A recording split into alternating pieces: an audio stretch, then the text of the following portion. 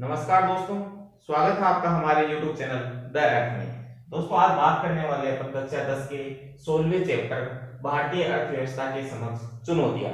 यानी भारतीय अर्थव्यवस्था के सामने कौन कौन सी चुनौतियां या कौन कौन सी समस्याएं हैं वे भारतीय अर्थव्यवस्था के सामने हैं, या कहें तो अर्थव्यवस्था के विकास के सामने बाधाएं बनकर सामने खड़ी है। तो बात करते हैं भारतीय अर्थव्यवस्था के समक्ष चुनौतियों की। दोस्तों, अगर आपको हमारा वीडियो पसंद आए तो ज्यादा से ज्यादा लाइक, शेयर तथा सब्सक्राइब जरूर कीजिए। दोस्तों, अपन ने पीछे के चैप्टर में पढ़ा था कि भारत की जो अर्थव्यवस्था है वह विश्व की सबसे तेज गति से बढ़ती हुई अर्थव्यवस्थाओं में से एक है, या उसमें इसको शामिल करते हैं, तथा संपूर्ण विश्व इसकी बढ़ती हुई आर्थिक शक्ति को क्या करता है, स्वीकार करता है। लेकिन इस विकास के साथ साथ भारतीय अर्थव्यवस्था के सामने अनेक तरह की चुनौतियां भी है, या अनेक तरह की चुनौतियों का सामना करना भी भारत को पड़ रहा है। दोस्तों, बात करें कि वे समस्याएं कौन कौन सी है, वे चुनौतियां कौन कौन सी है जिनकी समस्या का सामना भारतीय अर्थव्यवस्था को करना पड़ रहा है, तो वे समस्याएं या चुनौतियां हैं मूल्यवृद्धि, गरीबी तथा बेरोजगारी। मूल्यवृद्धि, गरीबी तथा बेरोजगारी, ये तीन प्रमुख समस्याएं हैं जो भारतीय अर्थव्यवस्था के सामने एक चुनौती है उसके रूप में सामने आ रही है। दोस्तों, बात करें गरीबी तथा बेरोजगारी की, तो गरीबी तथा बेरोजगारी को भारतीय अर्थव्यवस्था की सबसे प्रमुख सामाजिक आर्थिक समस्या में शामिल किया जाता है, और इसमें कोई अतिशयोक्ति नहीं होगी कि ये यानी गरीबी तथा बेरोजगारी भारतीय अर्थव्यवस्था की सामाजिक और आर्थिक ढांचे के सामने सबसे बड़ी समस्या है।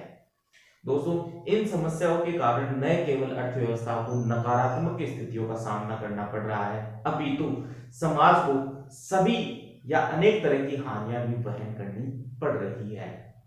दोस्तों, बात करते हैं पहली समस्या के बारे में, मुद्रास्फीति या मूल्यवृद्धि के बारे में।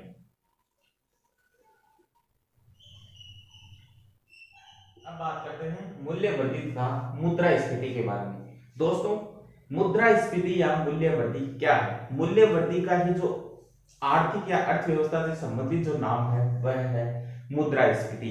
यानी अर्थव्यवस्था में मूल्यवृद्धि को ही अर्थव्यवस्था की जो लैंग्वेज है उसमें मुद्रास्फीति के नाम से जाना जाता है। तो दोस्तों, क्या होती है मुद्रास्फीति या मूल्यवृद्धि? नाम से स्पष्ट है, मूल्यवृद्धि, मूल्यों में क्या हो रही है, वृद्धि हो रही है। यानी सामान्य कीमत स्तर पर, सामान्य कीमत स्तर पर या सामान्य कीमत स्तर में सतत या निरंतर जो वृद्धि की स्थिति है वह मूल्य वृद्धि या मुद्रास्फीति कहलाती है। मतलब किसी भी वस्तु के सामान्य जो कीमत स्तर है उसमें निरंतर रूप से क्या दर्ज की जाए, वृद्धि दर्ज की जाए, तो वह क्या कहलाती है, मुद्रास्फीति कहलाती है। दोस्तों, मुद्रास्फीति वस्तुओं के समूह के लिए कीमत में औसत वृद्धि को बताती है। क्या बताती है? वस्तुओं के समूह के लिए कीमत में औसत जो वृद्धि है उसको बताने का काम कौन करती है? मुद्रास्फीति करती है। दोस्तों, मुद्रास्फीति को मापने के अनेक तरह के जो सूचकांक है, मापक हैं, वे भारत में प्रचलित हैं। उनके बारे में अगर अपन बात करते हैं तो दोस्तों, मुद्रास्फीति की हानियों से बचने के लिए तथा इसके प्रभावी नियंत्रण के लिए इसको मापा जाना क्या हो गया, आवश्यक हो गया। मतलब मुद्रास्फीति के माप का प्रचलन क्यों हुआ? तो क्वेश्चन पूछ लिया जाए कि मुद्रास्फीति का माप का प्रचलन क्यों हुआ, तो मुद्रास्फीति की हानियों से बचने के लिए तथा इसके प्रभावी नियंत्रण हेतु मुद्रास्फीति को मापने की क्या पड़ी, आवश्यकता पड़ी। अतः सभी अर्थव्यवस्थाएं मुद्रास्फीति दर के मापन के लिए विभिन्न प्रकार के कीमत सूचकांक है वह बताती है या बनाती है। जो जितनी भी जो अर्थव्यवस्थाएं हैं मुद्रास्फीति की दर को मापने के लिए तरह तरह के क्या बनाती है, सूचकांक बनाती है। बात करें भारत में विभिन्न सूचकांकों की, माप के सूचकांक, माप के तीन प्रचलित सूचकांक हैं। पहला है थोक मूल्य सूचकांक,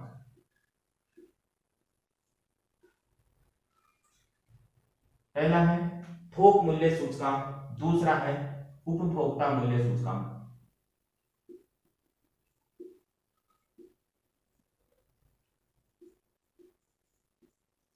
थोक मूल्य सूचकांक, उपभोक्ता मूल्य सूचकांक, और तीसरा है राष्ट्रीय आय अस्फीति कारक। राष्ट्रीय आय अस्फीति कारक। ये तीन जो मूल्य वृद्धि है उसको मापने के सूचकांक है। कौन कौन से? थोक मूल्य सूचकांक, उपभोक्ता मूल्य सूचकांक और राष्ट्रीय आय अस्फीति कारक। इन तीन सूचकांकों के बारे में बताया गया है। ये सभी सूचकांक हैं वे एक निश्चित वस्तु या वस्तुओं के समूह की कीमतों में होने वाले औसत परिवर्तन का माप करते हैं। क्या करते हैं ये सूचकांक? क्वेश्चन आ जाए कि जो मूल्य सूचकांक है या मुद्रास्फीति के माप के सूचकांकों का कार्य बताए या क्या किस काम में आते हैं, तो क्या लिखेंगे? ये सभी सूचकांक एक निश्चित वस्तु या वस्तु के समूह की कीमतों में होने वाले औसत परिवर्तन का माप करते हैं। औसत परिवर्तन का माप करते हैं। अब बात करते हैं दोस्तों भारत में मुद्रास्फीति के बारे में। तो भारत में मुद्रास्फीति का जो मापन है उसके लिए जो प्रचलित जो सूचकांक है वह है थोक मूल्य सूचकांक। यानी भारत में मुद्रास्फीति की दर को सामान्यतः मापने के लिए कौन सा सूचकांक काम में लेते हैं? तो वह है थोक मूल्य सूचकांक। भारत में मूल्य जो वृद्धि है या मुद्रास्फीति का सूचकांक कौन सा है? थोक मूल्य सूचकांक। इस मूल्य सूचकांक के द्वारा ही क्या करते हैं? मुद्रास्फीति को ज्ञात करने का काम भारत में थोक मूल्य सूचकांक के द्वारा किया जाता है। स्वतंत्रता के बाद की बात करें तो स्वतंत्रता के पश्चात से ही उच्च मुद्रास्फीति की दर भारत में एक गंभीर समस्या बन गई। क्या बन गई? उच्च मूल्य वृद्धि की समस्या या उच्च मूल्य वृद्धि की जो दर है वह सबसे बड़ी समस्या बनकर या एक चुनौती बनकर भारत के सामने आई स्वतंत्रता के बाद में। दोस्तों बात करें कि कैसे कैसे मुद्रास्फीति है समय के साथ साथ उसकी दर में परिवर्तन हुआ, तो मुद्रास्फीति की जो दर है उसमें समय के साथ कैसे कैसे परिवर्तन हुआ उसके बारे में अपन अध्ययन करते हैं। बात करें 1950 के दशक की। 1950 के दशक में मुद्रास्फीति की जो औसत दर है, क्या मुद्रास्फीति की औसत दर की बात कर रहे हैं अपन अलग अलग समय में, समय अपन दशकों के रूप में देंगे तो 1950 के दशक में मुद्रास्फीति की जो औसत दर है वह थी 1.7%। कितनी थी? 1.7%। 1950 के दशक में मुद्रास्फीति की जो औसत वृद्धि दर है वह थी 1.7%। बात करें 1960 के दशक की। 1960 के दशक में बढ़कर यह हो गई 6.4%। कितनी हो गई? 6.4%। बात करें 1970 के दशक की। 1970 के दशक में यह बड़ी तीव्र गति से बढ़कर हो गई 9%। कितनी हो गई? 9%।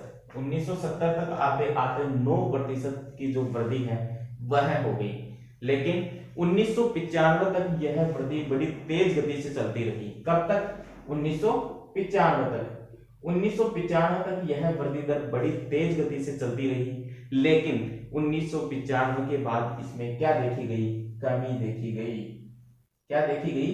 कमी देखी गई। 1995 के बाद इसमें निरंतर क्या देखी गई? कमी देखी गई। 1995 में औसत वृद्धि दर थी 1.7%। 1960 के दशक में 6.4%। 1970 के दशक में 9%। यह वृद्धि निरंतर रही 1995 तक। 1995 के बाद इसमें निरंतर क्या दर्ज की गई? कमी दर्ज की गई। इसके बाद दोस्तों अगर अपन बात करें 2001 से 2011-12 तक की बात करें तो मुद्रास्फीति की जो दर थी उसमें कितनी दर अंकित की गई? 4.7% वृद्धि दर है, औसत दर है वह दर्ज की गई। तो कह सकते हैं कि 1995 से पहले वृद्धि दर बड़ी तेज गति से औसत वृद्धि दर बढ़ रही थी, लेकिन 1995 के बाद इसमें क्या आई है, कमी आई है। अब बात करते हैं दोस्तों मुद्रास्फीति से होने वाली विभिन्न प्रकार की हानियों से। दोस्तों मुद्रा का जो मूल्य होता है उसे किस प्रकार से परिभाषित करेंगे, मुद्रा का मूल्य।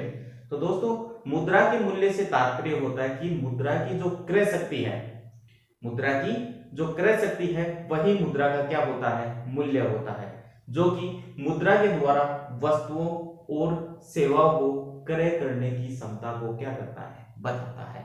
मतलब मुद्रा का मूल्य मुद्रा की क्रय शक्ति है, जो कि मुद्रा के द्वारा वस्तुओं और सेवाओं को खरीदने की जो क्षमता है उसको क्रय करने की क्षमता को बताता है। अब बात करते हैं मुद्रास्फीति की हानियां, कि मुद्रास्फीति से कौन कौन सी हानियां होती है उसके बारे में बात करते हैं। तो दोस्तों मुद्रास्फीति की हानियों में अपन पहली हानि देखते हैं।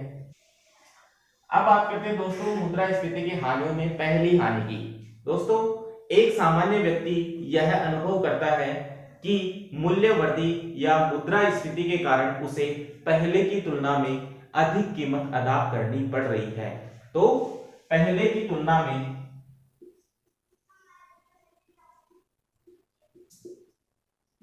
अधिक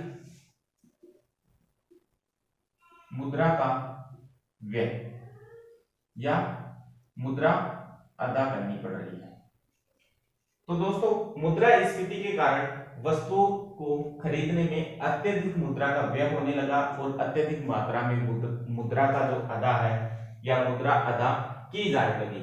मूल्य वृद्धि या मुद्रास्फीति के कारण वस्तु है उसका मूल्य बढ़ने लग जाता है, जिससे क्या होता है, अधिक कीमत है वह चुकानी पड़ती है या अधिक कीमत अदा करनी पड़ती है। दूसरी हानि मूल्य वृद्धि व्यक्ति एवं राष्ट्र दोनों के लिए हानिकारक है। किसके लिए, व्यक्ति एवं राष्ट्र के लिए हानिकारक है। व्यक्ति एवं राष्ट्र दोनों के लिए मुद्रास्फीति है, मूल्य वृद्धि है, वह क्या है, हानिकारक है। इससे मुद्रा के मूल्य में क्या आती है, कमी आती है। क्या होता है, मुद्रा के मूल्य में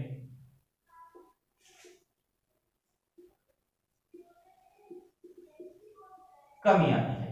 मुद्रास्फीति के कारण मुद्रा का जो मूल्य है उसमें क्या आती है, कमी आती है। दोस्तों मुद्रास्फीति का अगली जो हानि है उसमें देखते हैं कि मुद्रास्फीति के कारण निश्चित वेतन तथा मजदूरी प्राप्त करने वाले वर्ग को क्या होती है, हानि होती है। निश्चित वेतन व मजदूर वर्ग को हानि होती है। दोस्तों मुद्रास्फीति से निश्चित वेतन प्राप्त करने वाले और मजदूर वर्ग को हानि होती है। क्योंकि इनका जो वेतन है उसमें किसी भी प्रकार की बढ़ोतरी नहीं की जाती, जबकि वस्तुओं की कीमत में क्या हो जाती है, वृद्धि हो जाती है। तो इनके जीवन स्तर में क्या आता है, गिरावट आती है। इनके जीवन स्तर में गिरावट आती है। तो निश्चित वेतन प्राप्त करने वाले और मजदूर जो वर्ग है उसको उससे क्या होती है, हानि होती है। अगली हानि है बचतकर्ता की बचत का मूल्य गिरता है। बचतकर्ता की बचत का मूल्य गिरता है, यानी जो बचत करता है उसके जो बचत का मूल्य होता है उसमें क्या आती है, गिरावट आती है। अगली हानि दोस्तों मुद्रास्फीति के कारण जो किसी भी राष्ट्र की आर्थिक विकास दर, किसी भी राष्ट्र की आर्थिक जो विकास दर है उसमें क्या आती है, कमी आती है। किसी भी राष्ट्र की आर्थिक विकास दर है उसमें कमी आती है तथा गरीबी, बेरोजगारी की समस्या उत्पन्न होती है। यानी मूल्य वृद्धि के कारण किसी भी राष्ट्र की आर्थिक विकास दर में कमी आती है तथा गरीबी तथा बेरोजगारी की समस्या का उनको क्या करना पड़ता है, सामना करना पड़ता है। अगली हानि है विकास के अवसर समाप्त हो जाती है। राष्ट्र के जो विकास है उसका अवसर क्या होने लगते हैं, समाप्त होने लगते हैं। तो दोस्तों ये थी मुद्रास्फीति की हानियां। पहले की तुलना में अधिक मुद्रा का क्या करना पड़ता है, व्यय करना पड़ता है, या अधिक मूल्य है मुद्रा का वह अदा करना पड़ता है। राष्ट्र के लिए और व्यक्तियों के लिए भी क्या होती है, हानिकारक होती है। मुद्रा का जो मूल्य होता है उसमें क्या आती है, गिरावट या कमी आती है। निश्चित वेतन प्राप्त करने वाले तथा मजदूर वर्ग को क्या होती है, हानि होती है। कर्ता की बचत का मूल्य भी इससे क्या होता है, गिरता है। और किसी भी राष्ट्र की आर्थिक विकास दर में कमी आती है, जिससे गरीबी तथा बेरोजगारी जैसी समस्याओं का सामना उस राष्ट्र को करना पड़ता है, तथा विकास के अवसर यानी राष्ट्र का जो विकास है वह रुक जाता है। ये सभी हानियां हैं मुद्रास्फीति की हानियां। अब बात करते हैं दोस्तों कि मुद्रास्फीति में दो तरह की परिभाषित शब्दावली अपन को मिलती है। मुद्रास्फीति का जब अध्ययन करते हैं तो दो तरह की शब्दावलियां मिलती है। एक तो मांग प्रेरित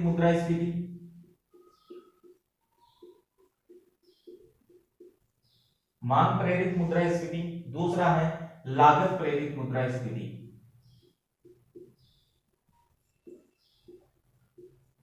मांग प्रेरित और लागत प्रेरित।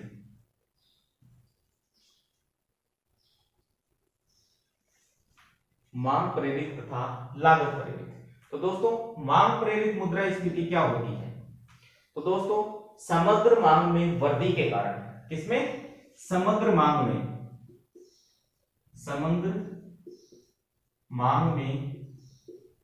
वृद्धि के कारण, समग्र मांग में वृद्धि के कारण क्या होता है, जब मुद्रास्फीति बढ़ जाती है, तो मांग प्रेरित मुद्रास्फीति कहलाती है। ऐसी मुद्रास्फीति क्या कहलाती है, मांग प्रेरित। यानी मांग, समग्र मांग यानी किसी भी देश में जब किसी भी उत्पाद या किसी भी वस्तु की जो मांग है उसमें वृद्धि होती है, और वृद्धि के कारण अगर मुद्रास्फीति बढ़ती है, मुद्रास्फीति बढ़ने से यानी मांग में वृद्धि होने से जो मुद्रास्फीति या मुद्रा वस्तु का जो मूल्य है वह बढ़ता है, तो वह कहलाती है मांग प्रेरित मुद्रास्फीति। यानी किसी वस्तु की मांग अगर एकदम से बढ़ जाती है, अचानक उसमें वृद्धि हो जाती है, तो उस वस्तु का मूल्य है वह बढ़ा दिया जाता है, और मूल्य बढ़ा दिए जाने से जो मुद्रास्फीति की स्थिति पैदा होती है उसे कहते हैं मांग प्रेरित मुद्रास्फीति। दूसरा है लागत प्रेरित मुद्रास्फीति। दोस्तों जब लागतों में वृद्धि होती है, लागतों में क्या होती है, वृद्धि होती है। जब वस्तुओं की लागत में वृद्धि हो जाती है तो समग्र पूर्ति में अचानक क्या आती है, गिरावट आती है।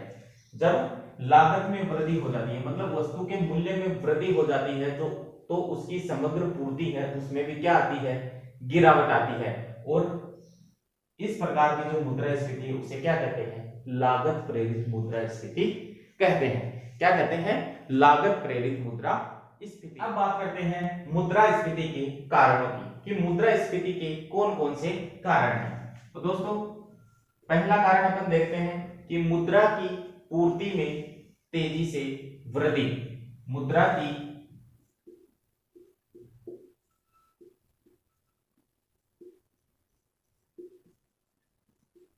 पूर्ति में वृद्धि।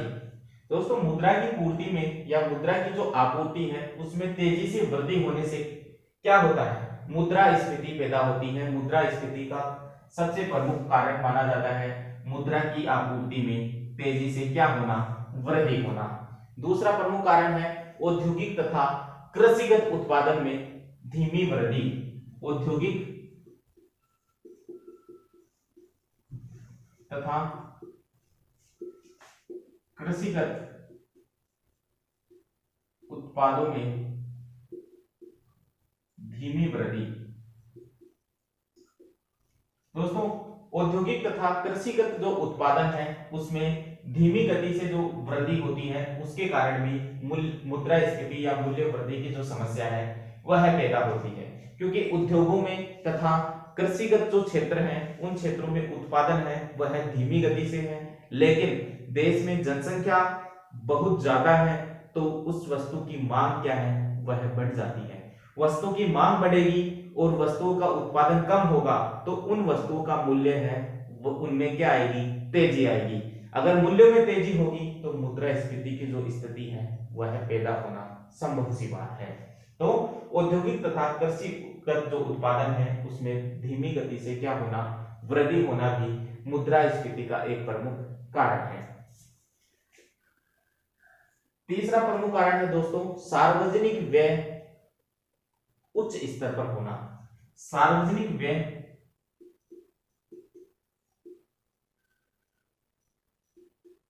का उच्च स्तर पर होना। सार्वजनिक जो व्यय है उनका स्तर है वह कैसा होना, उच्च स्तर होना। यानी जो भी सार्वजनिक व्यय है वे उच्च स्तर पर किए जाने से भी क्या होती है, मुद्रास्फीति की समस्या पैदा होती है। अब देखते हैं चौथे अन्य कारण। अन्य कारण दोस्तों, अन्य कारण में अपन क्या क्या शामिल करेंगे, जैसे बढ़ती हुई जनसंख्या, यह भी मुद्रास्फीति का एक कारण है। महंगे आयात, यानी राष्ट्र द्वारा महंगे भाव में दूसरे राष्ट्र से वस्तुएं मंगवाई जाती है, उससे भी मुद्रास्फीति की जो समस्या है वह देखने को मिलती है। आय का बढ़ता हुआ स्तर, धीरे धीरे जो लोगों के आय का स्तर है उसमें भी क्या हो रही है, बढ़ोतरी है, उससे भी मुद्रास्फीति की समस्या देखने को मिलती है। ये समस्त जो कारण है, बढ़ती हुई जनसंख्या, महंगे आयात और आय का बढ़ता हुआ स्तर, ये सभी मुद्रास्फीति के प्रमुख कारणों में से एक है। अब बात करते हैं दोस्तों मुद्रास्फीति में नियंत्रण करने के विभिन्न उपाय। दोस्तों मुद्रास्फीति को नियंत्रित करने के उपाय, मुद्रास्फीति को नियंत्रित करने के दो उपायों के बारे में अपन बात करते हैं। पहला है मौद्रिक उपाय, दूसरा है राजकोषीय उपाय।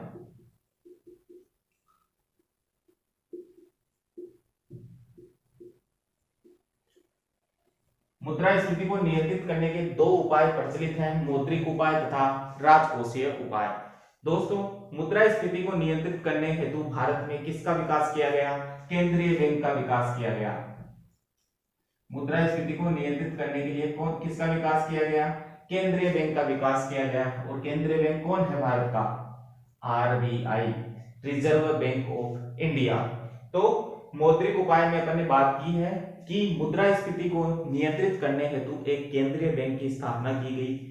वो है केंद्रीय बैंक कौन सा है, RBI, reserve bank of India. जब मुद्रा की मात्रा और साख की उपलब्धता में कमी आती है, मुद्रा की मात्रा और साख की उपलब्धता में कमी आती है तो समग्र मांग में भी क्या हो जाती है, कमी हो जाती है। यानी जब मुद्रा की मात्रा किस किस में, मुद्रा की मात्रा और मुद्रा की साख, मुद्रा की मात्रा और साख दोनों में क्या आ जाती है, कमी आ जाती है, दोनों की कमी हो जाती है तो क्या होता है, समग्र मांग में भी क्या आ जाती है, कमी आ जाती है। किसमें भी कमी आती है, समग्र मांग में भी क्या आती है, कमी आती है, जिससे मौद्रिक उपायों के द्वारा क्या किया जाता है, दूर किया जाता है। यानी मुद्रास्फीति का जो मौद्रिक उपाय है उसके अंतर्गत अपन ने एक केंद्रीय बैंक का निर्माण किया जो था आरबीआई। मौद्रिक उपाय कहता है कि जब मुद्रा की मात्रा और साख, मुद्रा की मात्रा बढ़ जाती है और उसके साथ में कमी आती है तो समग्र मांग में भी क्या हो जाती है, कमी हो जाती है। तो यह था मौद्रिक उपाय। दूसरा है राजकोषीय उपाय। दोस्तों सरकार के द्वारा क्या किया जाता है, राजस्व संग्रहण किया जाता है। क्या किया जाता है, राजस्व संग्रहित किया जाता है और करारोपण तथा व्यय की समुचित नियमन के द्वारा अर्थव्यवस्था में वांछित जो सुधार है वे किए जाते हैं। राजकोषीय उपाय के द्वारा क्या किया जाता है, सरकार के द्वारा राजस्व एकत्रित किया जाता है या करारोपण एकत्रित किया जाता है तथा विभिन्न प्रकार के जो व्यय हैं उनको समुचित नियमन के द्वारा अर्थव्यवस्था में वांछित सुधार जो किए जाते हैं वे सभी सुधार राजकोषीय जो उपाय हैं उसके अंतर्गत सम्मिलित किए जाते हैं। तो दोस्तों इसी के साथ अपने मूल्य वृद्धि का जो टॉपिक है वह कंप्लीट होता है। कल बात करेंगे गरीबी तथा बेरोजगारी के संबंध में। तो दोस्तों आपको हमारा यह वीडियो कैसा लगा इसका प्रत्युत्तर आप जरूर दीजिए और चैनल को ज्यादा से ज्यादा लाइक तथा सब्सक्राइब जरूर कीजिए। धन्यवाद। जय हिंद।